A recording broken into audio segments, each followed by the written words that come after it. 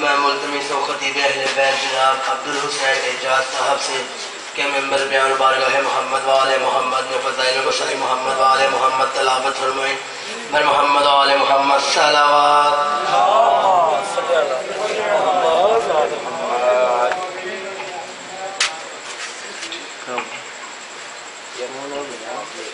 نعرہ تکبیر، نعرہ رسالت، نعرہ حیدری، نعرہ حیدری، بآواز بلند صلوات.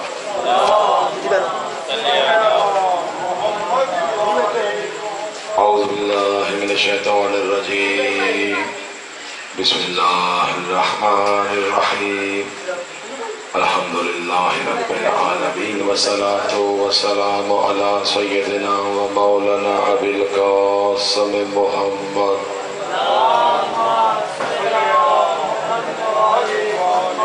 وآلہ طیبین الطاہرین المعصومین ولعنۃ اللہ علی اعدائہم اجمعین من یومنا ھذا الی یوم الدین. اما بعد فقد قال اللہ سبحانہ تبارک و تعالی فی القرآن المجید والفرقان الحمید. بسم اللہ الرحمن الرحیم. وما خلقت الجن والانس الا لیعبدون. صلوات.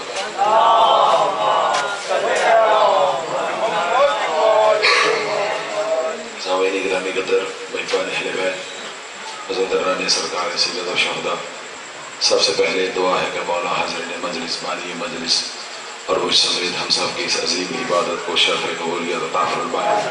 ہم سب کے مرحومین مرحومات جو آباء و اجداد میں سے اہل و عیال عزیز و اقارب میں سے دنیا سے جا چکے ہیں، مولا سب کو مغفرت فرمائے، بخشش فرمائے اور محمد و آل محمد صلی اللہ علیہ وسلم کی تنیزی و غلامی کو جگہ عطا فرمائے اور بانی مجلس کی صحیح کو اپنی بارگاہ میں شرف قبولیت عطا فرمائے. ان پر خاص طور پر اپنی رحمت کرم اور فضل فرمائے اور یہ سلسلہ مجلس ذکر اذکار ان کی نسل میں آگے چلتا رہے. صلوات بھیجیے گا محمد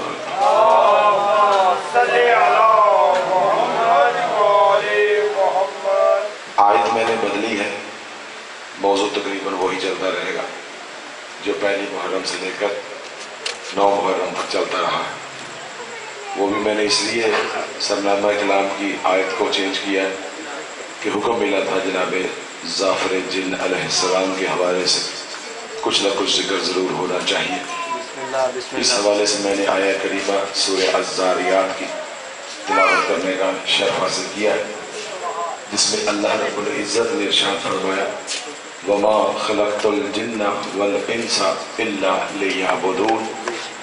اللہ فرما رہا ہے کہ میں نے نہیں خلق کیا جن و انس کو صرف اور صرف اس لیے فقط وہ میری ہی عبادت کریں. اور تھوڑا تھوڑا ساتھ دیجیے گا، کافی تھکاوٹ بھی ہے اور جگراتے وغیرہ بھی ہیں.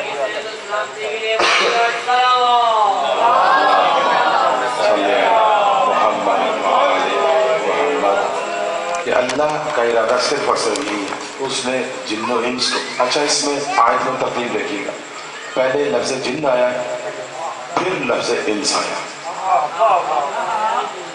پہلے جن پھر انس. یہ جو ابلیس تھا نا، کانا من الجن، اللہ نے فرمایا یہ جنوں میں سے تھا. اور اللہ نے جب کہا نا تجھے کس چیز نے روکا کہ آدم کو سجدہ نہ کرے، تو اس نے یہی کہا تھا کہ تو نے مجھے آگ سے بنایا، اسے تو نے مٹی سے بنایا. تو اس کا مطلب ہے کہ آدم سے پہلے جنات موجود تھے جو آگ کی مخلوق تھی. اور اگر آپ آخری سورہ پڑھیں، سورہ والناس، من الجنۃ والناس، یعنی یہ ہے کہ یہ جو نسناس اور جن ہوئے ہیں یہ پہلے مخلوق تھی. جب سرکشی بڑھی تو کچھ جنوں کو اللہ نے سرکوبی کے لیے بھیجا، سب کی سرکوبی ہو گئی، کچھ بچ گئے، ان میں سے ایک تھا یہ ابلیس. اب معاذ اللہ ثم معاذ اللہ بعض جاہل لوگوں کی طرف سے یہ بھی سننے میں آتا ہے کہ یہ کبھی فرشتوں کا سردار ہوا کرتا. سب سے بڑی جہالت پر مبنی یہ بات ہے، یہ کبھی بھی فرشتوں کی صفوں میں نہیں بیٹھا، استاد تو دور کی بات. یہ ایک بڑی غور فکر والی بات ہے، قرآن پورے میں ایسا کوئی معاملہ نہیں، جس طرح دوسری من گھڑت باتیں بنی ہوگی اس طرح یہ بھی بنی ہوگی۔ اچھا میں آتا ہوں موضوع کی طرف۔ وما خلقت الجن والانس الا لیعبدون، نہیں خلق کیا جنوں کو اور انسانوں کو صرف اور صرف وہ میری عبادت کریں۔ اللہ نے سوائے اپنی عبادت کے ان کو خلق ہی نہیں کی، وہ چاہتا کہ ہر وقت ہر گھڑی ہر پل میری عبادت ہوتی رہے۔ سلطان باہو بھی شاید اسی آیت کے ضمن میں فرماتے ہوں گے، جو دم غافل سو دم کافر۔ صلوات پڑھ رہے ہوں گے۔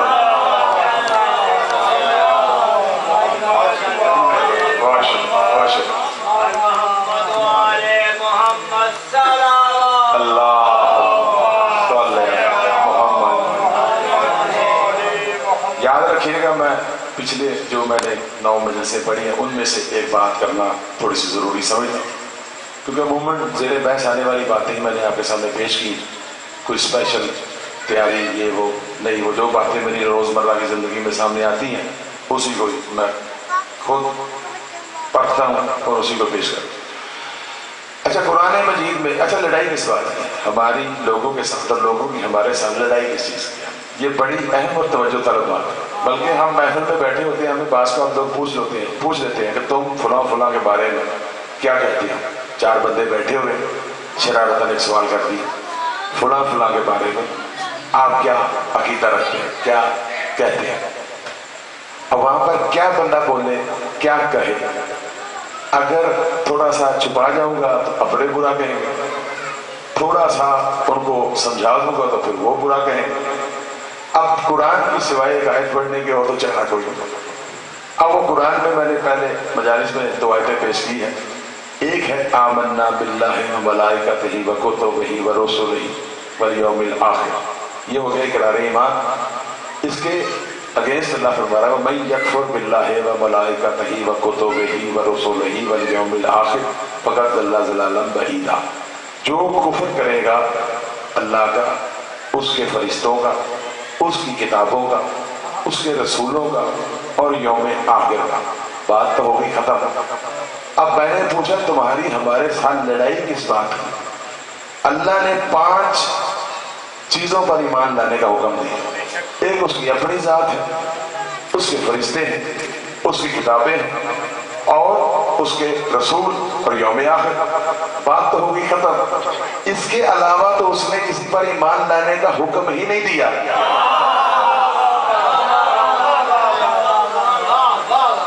تو جب جس پر ایمان لانے کا سرے سے حکم ہی نہیں ہے اس کے بارے میں تم سوال کیے جا رہے، جس کے بارے میں جو معرفت ہمیں حاصل کرنی ہے اس کے بارے میں پوچھو، اللہ کی توحید کے بارے میں پوچھو، ملائکہ کی معرفت کے بارے میں پوچھو، اس کی کتابیں کیوں آئی ہیں یہ پوچھو، رسول کیوں آئے یہ پوچھو، قیامت کیوں آئے گی یہ پوچھو، جن پر سرے سے۔ اب ایک کو دیکھو، انہوں نے سارے پیر فقیر بھئی ان کو بھی مان لو، ان کو بھی مان لو، ان کو بھی مان لو، ایک گروہ کی طرف جائے ہوگے تو ان کو ہم کہتے ہیں ان کو مانو جن کو قرآن نے کہا ہے کہ ان پر ایمان لے۔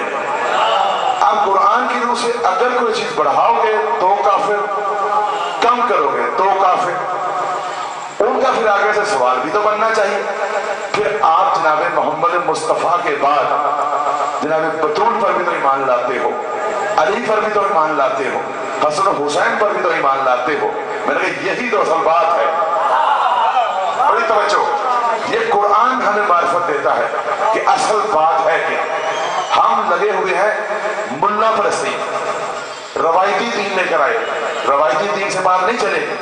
آپ ایک روایت وہ 2 وہ 3 وہ 4 وہ 5 یہ سلسلہ چلتا رہے، قرآن سے حل تلاش کریں۔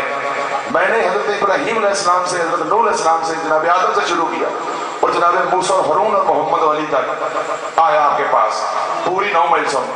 آج اس کا نتیجہ یہ ہے کہ صرف 5 اللہ، ملائکہ، کتابیں، رسول اور قیامت، اس کے علاوہ اللہ نے ایمان نہیں مانا۔ اگر کوئی آیت ہے امام پر، بھائی بڑی توجہ چاہیے مجھے، امام پر ایمان لے کے آؤ، ولی پر ایمان لے کے آؤ، خلیفہ کو مانو، جانشین کو مانو، تو ساری دنیا کو میں چیلنج کرتا ہوں کوئی بندہ اٹھے ایک آیت لے آئے، ترکیبوں سے کام نہیں چلے گا، تعویلوں سے کام نہیں چلے گا، کوئی ایک آیت۔ تو جس طرح رسول پر ایمان لائے ہو، انکار کرو گے تو کافر ہو جاؤ گے، इसी तरह अली पर ईमान लाने की आयत पेश करो, इकरार करोगे तो ठीक, इनकार पर काफिर हो जाओगे।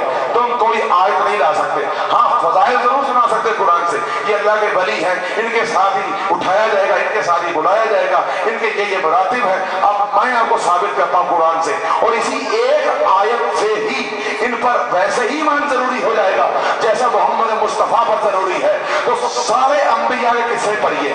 अब मुझे बताइए, जब अल्लाह ने इब्राहिम को चुना तो साथ आले इब्राहिम को, जैसा इब्राहिम पर ईमान जरूरी था वैसा इस्माइल इसहाक पर ईमान जरूरी था, जैसा मूसा पर ईमान जरूरी था वैसा ही हारून पर ईमान जरूरी था, वैसा ही यूशा इब्ने नून पर ईमान जरूरी था, वैसा ही आले मूसा पर, वैसा ही आले हारून पर, वैसा इमरान पर, वैसा ही इमरान की बेटी पर और उसके नवासे पर। अब आओ मुसलमानों, क्या अल्लाह ने रसूलों के बाद उनके भाइयों पर, उनकी औलादों पर ईमान लाने का हुक्म दिया या नहीं दिया? दिया। तो फिर उसी तरह मोहम्मद के भाई पर भी उसी तरह ईमान लाना है, बेटी पर भी और औलाद पर भी।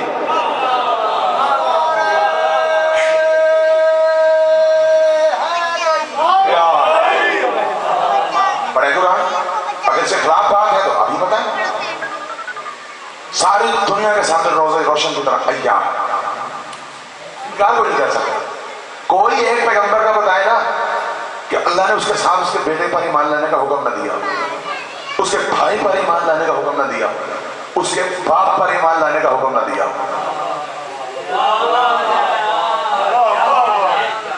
हजरत इस्माइल अलैहिस्सलाम बेटे हैं इब्राहिम अलैहिस्सलाम के।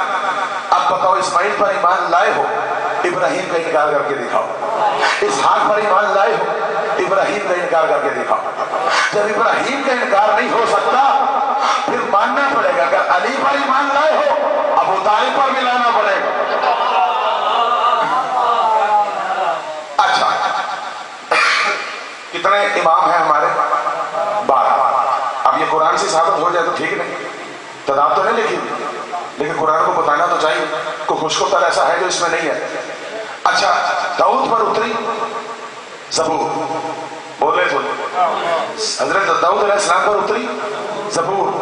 ज़बूर को उठाकर चलने वाले कितने? 12।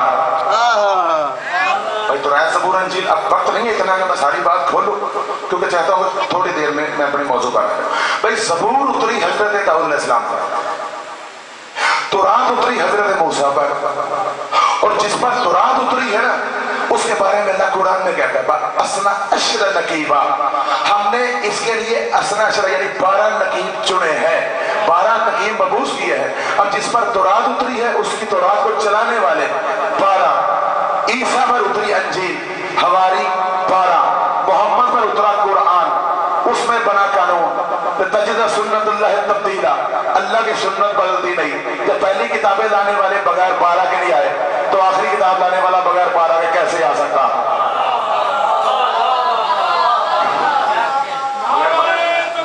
अल्लाह या रसूल या अल्लाहुम्मा सल्ली अला मुहम्मद। अगर आप तलावत करें कुरान की, ये तो मैंने सिर्फ 2 आयतें वो नमूने के तौर पर पेश की है ना, वरना कुरान में आमन्ना, उसके बाद जनाब अल्लाह के बाद इब्राहिम व इस्माइल व इसहाक पूरी कड़ी है। तो जब वहां पर ईमान लाने का तरीका ये है तो मोहम्मद मुस्तफ़ा पर जब ईमान लाएंगे तो वहां पर भी तो पूरा शजरा कहना पड़ेगा। बहरहाल ये अपनी तहकीक आप जरूर पढ़िएगा, कीजिएगा।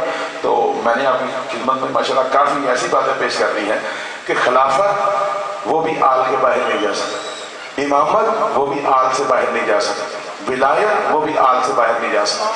कोई भी रुतबा इलाही जो है जो अल्लाह की तरफ से वो आल से बाहर नहीं जा सकता। हजरत दाऊद भी आले इब्राहिम में से थे, हजरत मूसा भी आले इब्राहिम में से थे, हजरत हारून भी आले इब्राहिम में से थे। और मूसा अलैहिस्सलाम ने हारून का नाम लेकर बताया कि मैं 40 रातों के लिए तूर पर जा रहा हूँ। तो 40 रातों के लिए तूर पर जाता है वो अपना सगा भाई अपना जानशीन बनाकर जाता है। और जो अल्लाह जिसको बनाता है जमीन पर, या दाऊद इन्ना जअलनाका खलीफतन फिल अर्ज़, अब उसको नबी भी बनाया और उसको अल्लाह ने अपना खलीफा भी बनाया। इसका मतलब खिलाफत और इमामत विलायत कोई भी होता इलाही है वो आले इब्राहिम से बाहर नहीं जा सकता। तो जैसे आले इब्राहिम से बाहर नहीं जा सकता वैसे आले मोहम्मद से भी बाहर नहीं जा सकता। अच्छा, وما خلقت الجن والانس الا لیعبدون، نہیں خلق کیا میں نے کسی جن کو کسی انسان کو سوائے اس کے کہ میری عبادت کرے۔ اب حدیثوں میں کیا ہے، یہ جو لیعبدون ہے یہ با معنی ہے لیعرفون، بولے تو صحیح، یعبدون با معنی یعرفون، یعنی اس کا مطلب کیا ہوا حدیث کی روح سے کہ اللہ فرما رہا ہے کہ میں نے نہیں خلق کیا کسی جن کو کسی انس کو سوائے اس کے کہ وہ میری معرفت حاصل کرے، میری معرفت حاصل کرے، اور بغیر معرفت کے کوئی عمل بھی قبول نہیں، جب تک اس کی معرفت نہیں ہوگی اتنی دیر تک کوئی بھی عمل میرا آپ کا بارگاہ خدا بندی میں قبول نہیں۔ مولوی مقبول حسین دہلوی اعلی اللہ مقامہ، انہوں نے اس آیت کی تفسیر میں حاشیے پر جو لکھا ہے وہ سلوات بھیجے تو میں آپ کی خدمت میں پیش کر رہا ہوں۔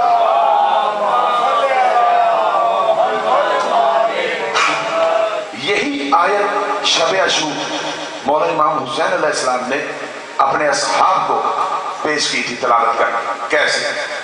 جب کہا چلے جاؤ کہا نہیں جاتے، بڑے توجہ کے ساتھ سنیے، جب کہا نا چلے جاؤ کہا نہیں جاتے، مولانا نے یہاں تک آفت دے دی بیعت اٹھاتا ہوں جنت بھی دیتا ہوں۔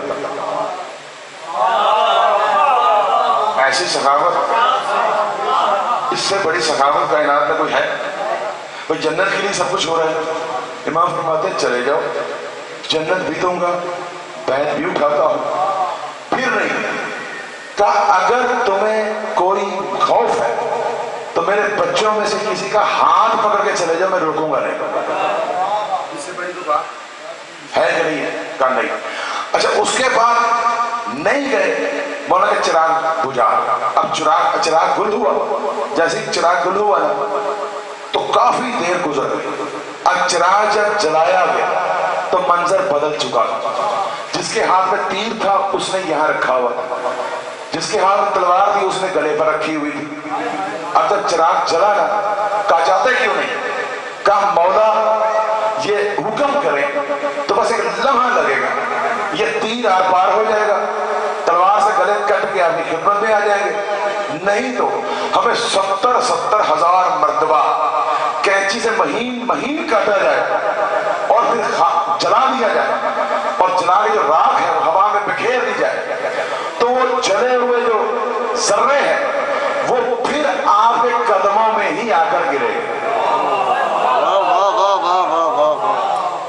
جب امام نے یہ باتیں سنی تو پھر ارشاد اب اپنے سر اٹھاؤ، وما خلقت الجن والانس الا لیعبدون، اللہ نے نہیں خلق کیا کسی جن و انس کو سوائے اس کے کہ وہ صرف اور صرف میری عبادت کرے۔ عبادت نہیں ہو سکتی اتنی دیر تک جب تک وہ بندہ اپنے زمانے کے امام کو پہچان نہ لے، اور چونکہ تم وہ لوگ ہو جنہوں نے اپنے زمانے کے امام کو پہچان لیا ہوا ہے، اب تمہارا ہر قول ہر فعل، سونا جاگنا اٹھنا بیٹھنا ہنسنا مسکرانا جو تم کرو گے وہی اللہ کی عبادت ہوگی۔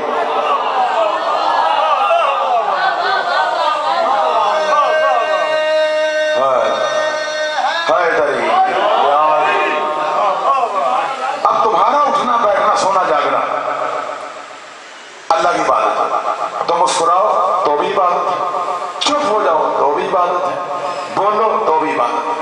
کیا تھا کہ انہوں نے اپنے زمانے کے امام کو پہچان لیا تھا، بلام یارف و امام زمانے ہی مات امیتتاً جاہلیہ، جس نے اپنے زمانے کے امام کو نہیں پہچانا وہ جہالت کی نہیں جاہلیت کی موت مرا۔ کلمہ پڑھے گا، روزہ رکھے گا، حج کرے گا، نماز پڑھے گا، ورد کرے گا، لیکن زمانے کے امام کو نہیں پہچانتا، جہالت کی موت مرے گا۔ سارا کچھ کرنے کے باوجود جہالیت کی موت مرے گا۔ مولا امام جعفر صادق علیہ السلام،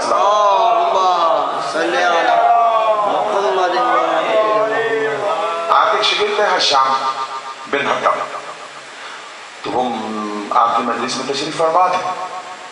مولا نے فرمایا حشام تمہاری ابو عبید بصری، حیات القلوب جلد نمبر 100 اسوات امامہ سے پڑھ رہا، اے حشام تیری ابو عبید بصری سے جو بصرے کی جامع مسجد بروز جمعہ جو گفتگو ہوئی تھی وہ کیا ہوئی تھی ذرا بتا. کہتا مولا آپ کے ہوتے ہوئے میں گفتگو کیسے کر سکتا ہوں؟ مولا فرمایا اگر ہم حکم دیں پھر بھی نہیں کرے. کہا مولا پھر تو ضرور. کہا بتاؤ سارے اپنے دوستوں کو کیا ہوا. کہا مولا جمعے کا روز تھا, ابو پہلے بصری کی جامع مسجد میں روز جمعے کے بعد بڑے اپنے ارد گرد لوگ اتنے بٹھائے ہوئے تھے اور وہ لوگوں کو اس طرح کی باتیں سمجھ گئے ہوں گے آپ, اس طرح کی باتیں بتا رہا. اب مجمع کو چیرتے ہوئے میں بھی وہاں چلا گیا. جب میں وہاں چلا گیا تو میں نے کہا یا شیخ میں بھی کچھ پوچھنا چاہتا ہوں. بڑی توجہ طلب بات. اس نے بڑے شوق سے پوچھیے کہ امامت کے بغیر بندہ جہالت کی موت مر جائے. میں بھی کچھ پوچھنا چاہتا ہوں. کہا پوچھو. کہا کہ سوال میرا بڑا عجیب سا ہے, غصہ نہ کیجیے. کہا کیا سوال ہے؟ کہا ایسا بتائیے کہ آپ کے پاس آنکھیں ہیں؟ بھائی بڑی میں نے پہلے کہتے توجہ فرمائیے, بڑی توجہ طلب بات. تمہارے پاس آنکھیں ہیں؟ اس نے کہا کیسا بیوقوفانہ سا سوال ہے. انہوں نے کہا سوال تو سوال ہی ہوتا ہے, چاہے بیوقوفانہ ہو یا عقل مندانہ ہو. آپ جواب دیں. آتا ہے ٹھیک ہے, نہیں آتا تو ٹھیک ہے میں چلا جاتا ہوں. مجمع زیادہ تھا, اس کو اب ذلت کا بھی ڈر تھا. اس نے کہا اچھا بیوقوفانہ تو ہے لیکن پوچھ. کہا تیرے پاس آنکھیں ہیں؟ کہا ہے. کیا کرتا ہے؟ کہا دیکھتا ہوں. کہا تیرے پاس کان ہے؟ کہا ہے. پریشان تو ہوتا رہا نا ساتھ ساتھ. تیرے پاس کان ہے؟ کہا ہے. کیا کرتا ہے؟ کہا سنتا ہوں. کہا تیرے پاس زبان بھی ہوگی؟ بولے تو صحیح ہے. تیرے پاس زبان بھی ہوگی؟ کہا ہے. کیا کرتا ہے؟ کہا بولتا ہوں. کہا اچھا تیرے پاس ہاتھ بھی ہوں گے؟ یار عجیب سا سوال ہے, ہاتھ ہونے کے باوجود پوچھ تیرے پاس ہاتھ ہے؟ کہا ہے. کیا کرتا ہے؟ کہا پکڑتا ہوں, کھاتا ہوں, پیتا ہوں, کام کرتا ہوں. تیرے پاس پاؤں بھی ہوں گے؟ بولے تو صحیح ہے. پاؤں بھی ہوں گے؟ کہا ہے. کہا کیا کرتا ہے؟ کہا چلتا پھرتا ہوں, اٹھتا بیٹھتا ہوں. کہا اچھا ساری چیزیں ہونے کے باوجود تیرے پاس دل بھی ہوگا؟ کہا ہے. کہا دل تیرے کس کام آتا ہے؟ اصل بات یہ ہے. اچھا بتا دل تیرے کس کام آتا ہے, یہ ہے اصل پریشانی. یہاں سے ہدایت حاصل کرنے کے لیے اس نے بڑی کمال کی بات کی ہے. کہا یہ دل تیرے کس کام آتا ہے؟ کہا یہ دل ہے نا, یہ میری ہر آنکھیں جو دیکھتی ہیں, کان جو سنتے ہیں, زبان جو بولتی ہے, قدم جو چلتے ہیں, ہاتھ جو اٹھاتے رکھتے ہیں, اگر یہ غلط کریں یا صحیح کریں, یہ دل ان میں تمیز کرتا ہے اور مجھے صراط مستقیم پر چلاتا ہے. تو حشام نے کہا اچھا تو یہ دل تیرے جسم کا امام ہوا نا؟ اس نے کہا ہاں ہاں یہ میرے جسم کا, میرے بدن کا امام ہے, یہ مجھے صراط مستقیم کا چلاتا ہے. اب اتنی بات سے سمجھ نہیں آتی, جس خدا نے تیرے چھوٹے سے بدن کو بغیر ایمان کے نہیں رکھا, وہ خدا پوری کائنات کو ایمان کے بغیر کیسے رکھ سکتا؟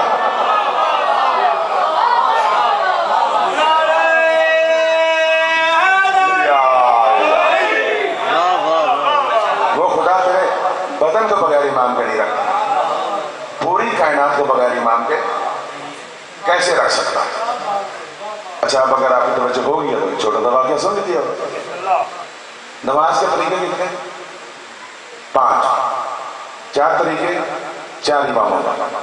ایک طریقہ 12. بھائی معرفت تو یہ ہے نا, جن میں آ رہا ہوں ادھر ہی. 4 طریقے 4 اماموں کا. زیادہ میں نے ذہن میں نہیں دے, ساتھ ساتھ سمجھتے جائیے.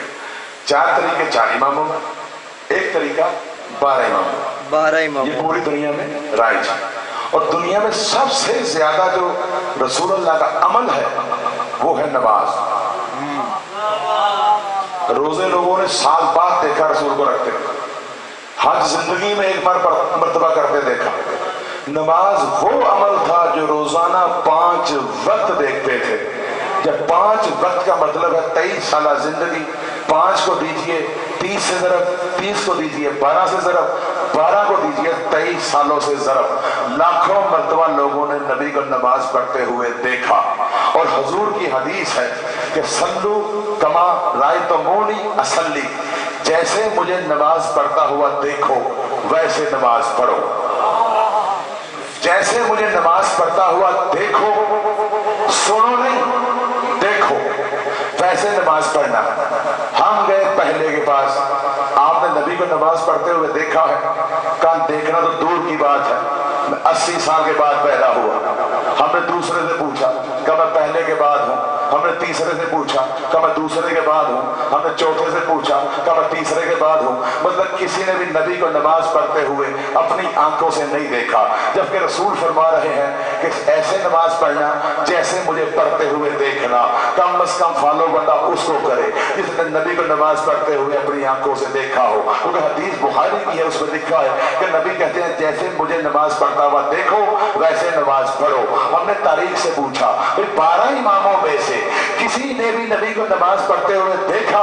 تاریخ جھوم اٹھی۔ پہلا وہ ہے جس نے ساتھ میں کھڑے ہو کر دیکھا، دوسرا وہ ہے جس نے پہلو میں دیکھا، اور تیسرا تو وہ ہے جس نے پشت رسول پر بیٹھ۔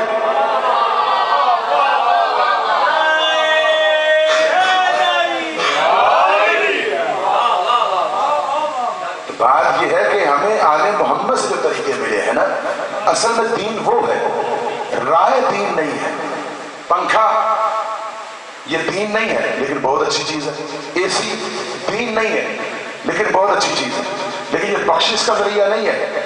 دین صرف اور صرف وہ ہے جو آل محمد سے آئے، جس میں کوئی تھوڑی سی رد و بدل ہو گئی ہے وہ دین نہیں رہتا۔ دین وہ جو مولا کی طرف سے آئے، جو کسی اور کی طرف سے آئے وہ دین نہیں ہے۔ اب ہمارا طریقہ نماز کیا ہے؟ ہمارا طریقہ نماز ہے ہمارے علماء والا۔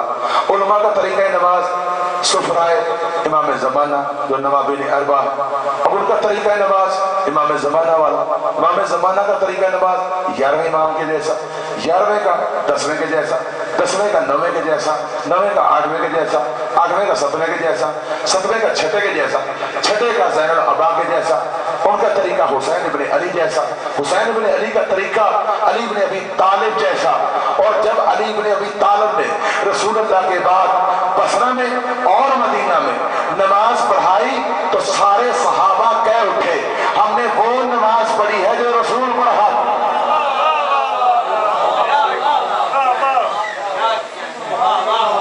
میرے نعرے کا سب مل جل کے جواب دیجیے اور دل کی مراد پائیے۔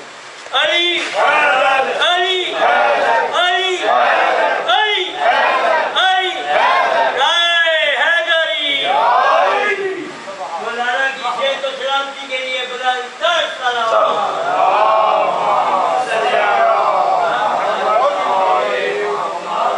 تو جنوں انس کی طرف مبعوث ہونا، محمد والے محمد ان کی طرف مبعوث ہوئے۔ باقی ساری جتنی بھی کائنات میں مخلوق ہے وہ ساری مکلف نہیں ہے، مکلف جنوں انس ہے، باقی جو ہے وہ سارے کے سارے ان کے تابع فرمان ہیں۔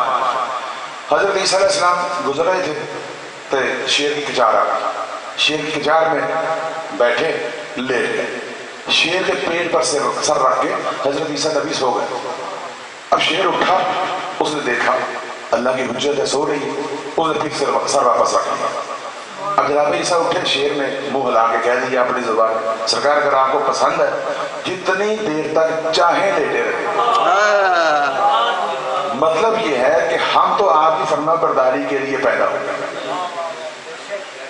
جناب امیر المومنین مسجد کوفہ میں اژدہا آ گیا، اژدہا نے آ کر لوگ سارے ڈر گئے، جب ڈر گئے کہا آنے دو، جب آئے تو اژدہا مولا کے بالکل عین قریب جا کر کان میں سیٹیوں کی آواز سے کچھ بولنا شروع ہو گئی۔ اب سیٹی کی لینگویج کا ترجمہ تو کوئی کر نہیں سکتا، اب بتائیں گے تو مولا خود ہی بتائیں گے۔ اب جیسے ہی مولا نے بھی اسی کی زبان میں سیٹی کی آواز میں اس کو جواب دیا، وہ چپ کر کے چلا گیا۔ مولا یہ کیا ماجرا ہے؟ کہا کہ یہ اژدہا نہیں تھا، یہ قوم جنات میں سے تھا، قوم جنات میں سے تھا۔ اب مولا یہ کیا کہہ رہا ہے؟ یہ واقعات بہت زیادہ، کہیں پر جانشینی کا مسئلہ تھا، کہیں پر کوئی فیصلہ تھا، کہیں پر کچھ تھا، کہیں پر کچھ تھا، ان میں سے میں ایک بتانے لگا۔ اچھا مولا نے فرمایا کہ ان کے پورے قبیلے میں جھگڑا ہو گیا اور اس جھگڑے کا فیصلے کا اس کو علم نہیں، یہ میرے پاس آیا ہے، میں نے اس کو وہ فیصلہ سمجھا دیا ہے، اب یہ جو فیصلہ کرے گا اس کا قبیلہ مان لے گا۔ اب یہ حدیث کون فرما رہے ہیں؟ میرے مولا محمد باقر علیہ السلام۔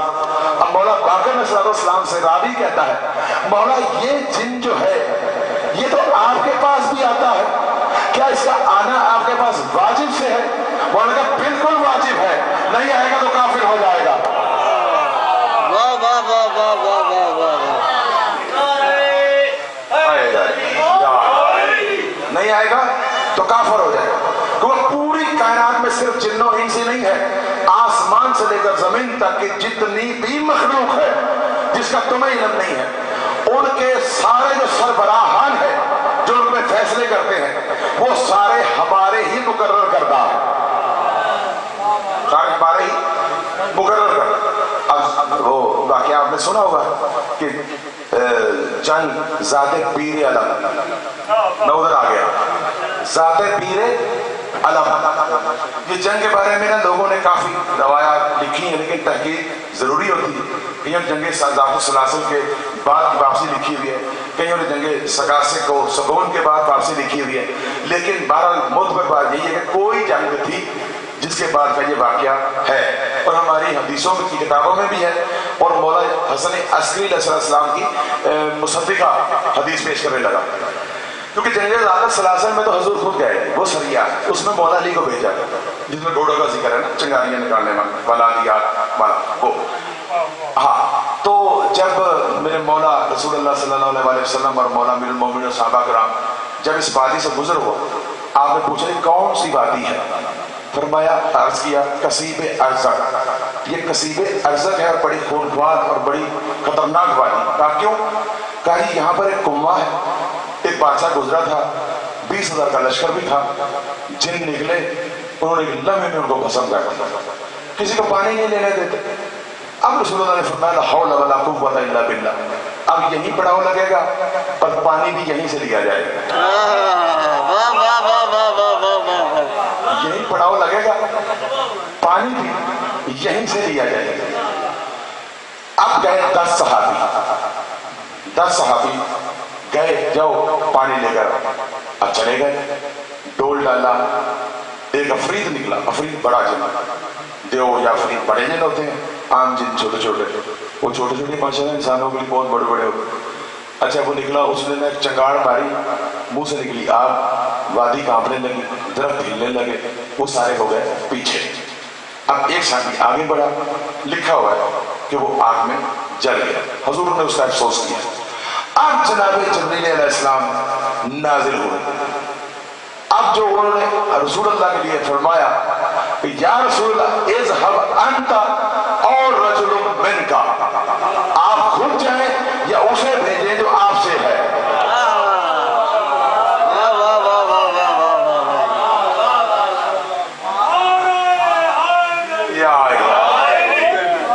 اسے بھیجیں جو آپ، اور یہ جو حدیث قدسی ہے نا اذهب انت اور رجل منک، یہ ایک موقع پر نازل نہیں ہوئی، کئی مواقع پر یہ جملے نازل ہوئے۔ جب سورہ برات کی آیتیں نازل ہوئی اس وقت رسول اللہ نے ایک صحابی کو سورہ برات کی آیتیں دے کر بھیجا مکے کے لیے، فوراً حضرت جبریل نازل ہوئے اور انہوں نے یہی جملہ دہرایا اذهب انت اور رجل منک، یہ ان کا کام نہیں ہے، خود جائے یا اسے بھیجے جو آپ سے ہے۔ پھر مولا علی کو بھیجا، انہوں نے آیتیں لی اور وہ آگے جا کر انہوں نے تبلیغ کی۔ پر وہ کل اگر موقع ملا تو بات کر لیں۔ اچھا اب امیر المومنین جیسے ہی گئے اس کنویں کے پاس، آپ نے کہا کہ میں ڈول پھینک رہا ہوں، نام میرا علی بن ابی طالب ہے، اور ذرا سوچ سمجھ کے جواب دیں۔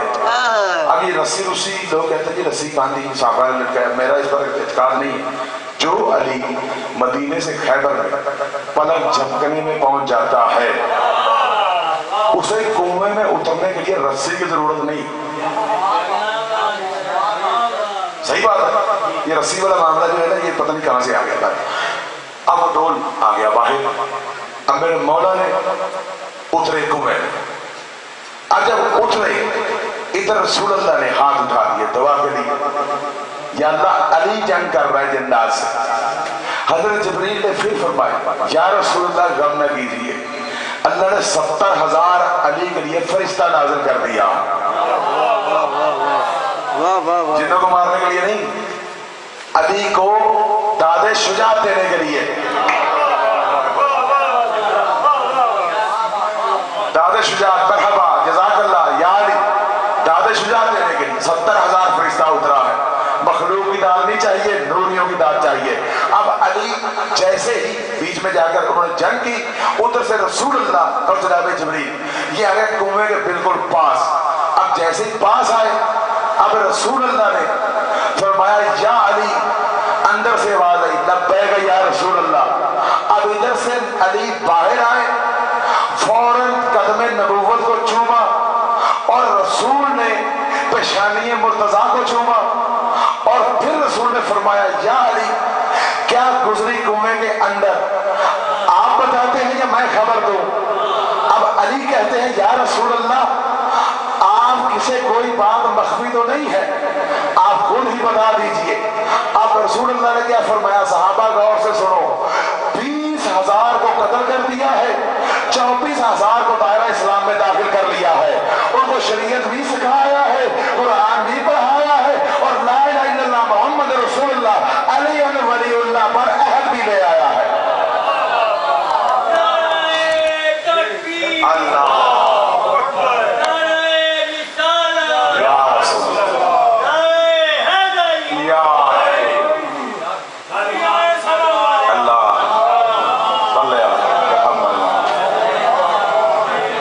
اللہ سیم لفظ ہے، مفہوم کا مجلسی لینگویج میں فرق تو آ جاتا، لیکن جو میں نے کہا ہے ریاض القدس جلد نمبر 2 روضۃ الشہداء کے حوالے سے، یہ اس کے ریاض القدس روضۃ الشہداء کے حوالے سے اس کے اندر یہ سارا مضمون، اسی طرح حضور کنویں پر آئے، مولا باہر آئے اور ان کو شریعت بتائی، قرآن پڑھایا اور علی ولی اللہ پہ ان سے عہد لیا۔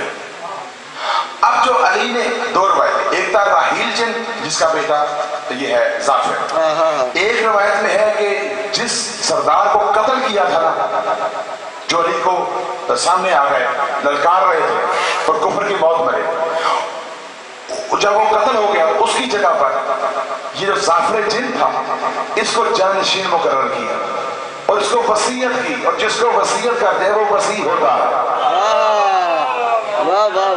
وصی معصوم میں بھی ہوتے ہیں، وصی غیر معصوم میں بھی ہوتے ہیں، تو جس کو وصیت کر دے اور اس کی وصیت پر پورا لازمی اترے تو وہ وصی ہوتا ہے۔ اب اس کو وصیت بھی کی اور اس کو جانشین مقرر کیا اپنی جگہ پر، اس کے باپ کی جگہ پر جانشین مقرر کر دیا۔ اب ہر سال وہ اپنا جشن تاج پوشی مناتا ہے کہ میرے مولا نے میرے سر پر تاج رکھا تھا، اب ہر سال وہ جشن تاج پوشی منانے لگا۔ اب اس واقعے کو گزر گیا 30 سال، کتنے؟ 30 سال گزرے اور ہر سال وہ جشن تاج پوشی مناتا رہا۔ اب یہ آئے مولا حسین کی خدمت، مولا حسین بھائی 30 سال کے بعد آئے نا، مولا حسین کی خدمت میں آئے، جی آپ کے بابا نے ہمارے سر پر تاج رکھا تھا اور ہم ہر سال تاج پوشی کا جشن مناتے ہیں، تو لہٰذا مولا کبھی آپ بھی ہمارے سر پر دستر شفقت رکھنے کے لیے تشریف لائیں۔ آپ کے بابا ہمارے پاس تشریف لاتے تھے، یہ ہمیں موقع دیں ہم آپ کی خدمت میں حاضر ہو جایا کر۔ تو مولا نے فرمایا ایک اس نے اپنے بیٹے کی ڈیٹ دی تھی کہ میں نے اپنے بیٹے کی شادی رکھنا چاہتا ہوں تو کب رکھوں، تو میرے مولا نے وہ ڈیٹ بھی اناؤنس کر دی، اس دن تو شادی رکھی، ہم تیرے پاس آئے ہیں، ہم تیرے پاس آئے ہیں۔ اب وہ شادی کا دن آ گیا، بس میں جملے چند مسائل کے، وہ دن آ گیا شادی کا، جب شادی کا دن ہے تو اس کو میں یہیں روک رہا ہوں، بس یہیں سے میں دوبارہ ادھر آؤں گا۔ ہندوستان کا ایک شہر ہے گوپال پور، کون سا؟ گوپال پور، اس کے اندر ایک گاؤں یا دیہات ہے بھیک پورا، وہاں پر مجلس ہوتی ہے عشرہ محرم الحرام کے سلسلے میں، تو وہاں پر بڑے لوگ متقی اور پرہیزگار ہیں، وضو کر کے آتے ہیں، اور جو ذاکرین ہوتے ہیں وہ بھی غسل اور وضو کر کے ہی ممبر پر تشریف لاتے ہیں۔ یہ ہندوستان کے بہت بڑے خطیب انقلاب سے میں نے یہ واقعہ سنا تھا جو آپ کی خدمت میں پیش کر رہا ہوں۔ وہ آتے تھے، اب ذاکر میں کوئی مصاحب پڑا عاشور کا، دنیا جو تھی رو رو کر بے ہوش ہو گئی، جب بے ہوش ہو گئی مضمون ختم ہوا، اب لوگوں نے وقت گزر گیا اور ایک بزرگ تھے باریش، سفید داڑھی سفید بال، اب وہ ممبر کے پاس بیٹھے ہوئے اونچی آواز سے بلند آواز سے رو رہے تھے، گریا کر رہے تھے۔ اب مجلس ختم ہو گئی، فاقہ شکنی کا وقت آ گیا۔ جب فاقہ شکنی کا وقت آیا نا تو لوگوں نے فاقہ شکنی بھی کر لی۔ فاقہ شکنی کے بعد ذاکر اور کچھ لوگ بانی مجلس والے، انہوں نے جب دیکھا نا کہ وہ بزرگ ابھی تک زاروں قطار رو رہے ہیں، اب یہ آئے ان کے پاس، اب ڈرتے ہوئے ہاتھ بھی نہ رکھے، بلائیں بھی نہ۔ اب ذاکر جو تھے اب انہوں نے اس کے کانے پر رکھا ہاتھ، کہا کہ سیدہ آپ پر رحمت نازل فرمائے، آپ بتائیں تو صحیح وہ مساعد کا کون سا ایسا جملہ تھا جو آپ کے دل میں اتر گیا ہے اور آپ کی یہ کیفیت ہو گئی ہے اور آپ کا گریہ تھم نہیں رہا، وہ کون سا جملہ تھا جو تیر بن کے آپ کے دل میں اتر گیا ہے؟ وہ اور تارے مار مار کر رونے لگا، کہا ذاکر میں تیری مجلس سن کے نہیں رو رہا، جو تو نے پڑھا ہے کربلا میں نے اپنی آنکھوں سے دیکھا ہے۔ ماشاءاللہ، جو تو نے پڑھا ہے میں نے کربلا میں اپنی آنکھوں سے دیکھا ہے، میں نے فاطمہ کا بڑا گھر اجڑتے ہوئے دیکھا ہے، میں نے عباس کے کٹے ہوئے بازو دیکھے ہیں، میں نے قاسم کا پامال لاشا دیکھا ہے، میں نے حسین کو اولو محمد اٹھاتے ہوئے دیکھے ہیں، میں نے حسین کے خوش گلے پر چلتا ہوا خنجر اپنی آنکھوں سے دیکھا ہے۔ کہا آپ کون ہے؟ آپ بتائیں تو صحیح، کوئی نبی ہے، کوئی امام ہے، کوئی مرسل ہے؟ کہا نہ نبی ہوں نہ امام ہوں نہ مرسل ہوں۔ کہا پھر اپنی زبانی بتائیں کون ہے؟ کہا مجھے زعفر جن کہتے ہیں، مجھے زعفر جن کہتے ہیں۔ اب یہ وہ جو میں نے جہاں سے چھوڑا تھا وہیں سے ارتباط ہونے لگا، اب وہ جو واقعہ سناتا ہے وہی اس کتاب میں آگے سے آپس میں مل جاتا ہے۔ کہا کہ آپ نے کیا دیکھا؟ وہ کہتا ہے کہ میرے شادی کا یہ تاج پوشی کا ماحول تھا، میں اپنی تاج پوشی اپنے بیٹے کی شادی میں مصروف تھا، جیسے مصروف تھا تو میرا ایک چچا زاد بھائی تھا عامر جن، اس کے بغیر میں کوئی کام نہیں کرتا، میں اس کے انتظار میں تھا، آئے تو میں اپنے سر پر تاج رکھوں، تو کہتے ہیں کہ وہ ہوا میں جب آیا اس نے کہا خبردار اپنے سر پر تاج نہ رکھنا، ہمارا گزر ابھی وادی کربلا سے ہوا ہے، حسین کہہ رہا ہے حل بنا سرین سرڈا، اس کے سارے مارے گئے ہیں، تو یہاں پر تاج پوشی کی رسم انجام دے رہا ہے۔ اب فوری طور پر اس نے وہ لباس اتارا، سیاہ لباس پہنا، بڑی تھوڑی دیر میں اپنا سارا لشکر لے کر کہتا میں کربلا میں پہنچ گیا۔ جیسے میں کربلا میں پہنچا نا میں نے کیا دیکھا؟ ہر طرف روشنی ہے لیکن کربلا میں روشنی بڑی مشکل سے پہنچ رہی ہے۔ میں نے کہا یہ باجرہ کیا ہے؟ کہا اتنے تیر برس رہے تھے کہ روشنی کا مشکل کربلا میں پہنچ رہی تھی۔ کہا میں نے تیروں کو ہٹایا لیکن میں نے جب غور کیا نا، اب کتاب کے جملے ہیں، صاحب کتاب کہتے ہیں کہ زعفر جن خود کہتا ہے میں نے دیکھا منصور فرشتہ بھی اپنے لشکر کے ساتھ کھڑا تھا، حضرت جبریل، میکائیل اور اسرافیل، یہ سارے سید الملائکہ دوسرے فرشتے اپنے اپنے بے تحاشا بڑے بڑے ہجوم کے لشکر کے ساتھ کھڑے تھے۔ جب میں نے کناروں پر دیکھا تو انبیاء کی روایت تھی، رسولوں کی روایت تھی، ساری روحیں موجود تھی۔ میں دیکھ کر حیران تھا کہ یہ حسین کے انتظار میں کھڑے ہیں کہ ایک اشارہ کرے تو ہم ان کا کام تمام کر دیں۔ کہتے جیسے ہی حسین نے قبضہ تلوار سے سر اٹھایا مجھ پر نظر پڑی، کہا زعفر میرے پاس آ جا۔ تو میں تینوں تلواروں کو ہٹاتا ہوا مولا کی خدمت میں پہنچا، جا کر قدم بوسی کی، کہا زعفر بڑی دیر سے آئے ہو، زعفر دیر کر دی تم نے۔ کہا مولا جیسے خبر ملی میں آپ کے قدموں میں پہنچ چکا ہوں۔ کہا مولا آپ کے نا پپڑیاں جم چکی ہیں، آنکھیں اور چہرہ مولا دیکھا نہیں گیا، اشارہ کیا، ایک گروہ گیا، انہوں نے کوزہ آم لیا، اب کوزہ آم لا کر مولا کے پاس کہا، کہتا کہ مولا آپ پانی پیئے، آپ بڑے پیاسے۔ مولا نے فرمایا زعفر پانی کا نام نہ لینا، کوزہ آپ زمین پر پھینکا، زعفر کا ہاتھ پکڑا، کہا زعفر دریا کے کنارے پر، کہا زعفر کے دیکھ رہے ہو بن بازوں کی لاش، کیسے گھوڑے تک نے پانی نہیں پیا، میں پانی پیوں گا۔ پھر آئے گنج شہرام، ایک ہاتھ سینے پر تھا، یہ دیکھ رہے ہو جس کا ہاتھ سینے پر ہے؟ ہاں مولا۔ کہا یہ میرا 18 سال کا علی اکبر ہے، ایڑیاں رگڑ کے مارا گیا ہے، یہ پیاسا چلا گیا، میں پانی پیوں گا۔ اب اس کے بعد آئے پشتے خیمہ پر، ننھی سی قبر دیکھی، کہا یہ قبر دیکھ رہے ہو؟ ہاں مولا۔ کہا مولا یہ کس کی قبر ہے؟ کہا یہ نہ پوچھ کس کی قبر ہے، یہ اس کی قبر ہے جس کا خون میرے چہرے پر ہے۔ اس کے بعد آئے مولا اس جگہ پر جہاں پر ایک لاشا بکھرا ہوا تھا، کہا زعفر جن یہ دیکھ رہے ہو؟ کہا مولا کیا ہے؟ کہا دیکھ نہیں رہے کسی کا پیر، کسی کا ہاتھ، किसी का सर बिखरा हुआ लाशा, कहा यहाँ से वहां तक, वहां से यहाँ तक, कहा मौला समझा नहीं हो, कहा ये मेरा कासम है जो बवाल हो चुका है। किसी ने पानी नहीं दिया। अच्छा जाफर जरा गौर तो कर, ये खैमों से कौन सी आवाजें आ रही है? कहा मौला बच्चों की आवाजें आ रही है, अल अतश अल अतश। कहा अब मैं पानी पीऊंगा, खबरदार मेरे सामने पानी का नाम न लेना। अब जाफर पांव पर गिरा और पांव पर गिर कर कहता है मौला इस वक्त मुझसे कोई खिदमत ले, मुझे हुक्म करे मैं इनको फिरनार करूं। कहा नहीं दे सकता, मेरे नाना ने और अल्लाह और उसके रसूल ने मेरी शहादत को मुकद्दर कर दिया है, तो मौला इस वक्त खिदमत न करूंगा तो फिर कब करूंगा? मेरे मौला ने फौरन दाएं बाएं और आसमान की तरफ देखा और कहा अल्लाह हाफिज। जैसे कि ना अल्लाह हाफिज, अब सारे मलाइका मुड़ गए, सारे नबी मुड़ गए। अब जैसे ही नबी जा रहे थे ना, आदम ने कहा आदम के वारिस मेरा सलाम, इब्राहिम के वारिस मेरा सलाम, नूह के वारिस मेरा सलाम। सारे नबी हुसैन को सलाम करते गए, पुश करके चले गए। अब रह गया जाफर। जाफर ने कहा मौला मुझे इजाजत दीजिए। कहा तुझे इजाजत नहीं दे सकता। अच्छा जाफर सारे चले गए, अब तू भी चला जा, तू भी चला जा, एक लम्हे के अंदर मैदान करबला को खाली कर दे। कहा मौला सबब क्या है? कहा जाओ जाफर जाओ, हमारी अम्मा की सवारी आ रही है, एहतराम फातिमा का तकाजा है कि जाफर तुम भी सारे जुमले सुन लीजिएगा। एहतराम सैयदा का तकाजा है, जाफर तू भी यहाँ से चला जा। अब जाफर हुक्म इमाम पाकर जल्दी से वही पीर अलम पर आया। जैसे पीर अलम पर आया ना, इसको हुक्म मिला था चाहे काले कपड़े पहन मेरी अदादारी कर, मेरी मजलिस कर। अच्छे से यहाँ के फौरन मजलिस करना शुरू कर दी। इसकी माँ आ गई।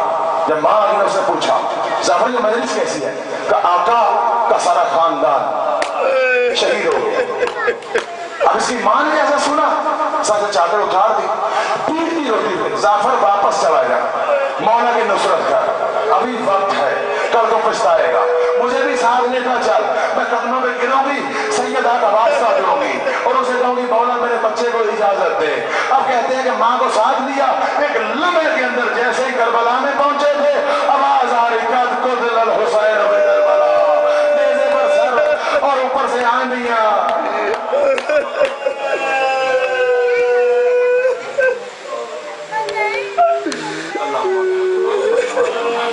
وبحق علي وانت الاعلى وبحق فاطمة وانت فاطر السماوات والارض وبحق الحسن وانت المحسن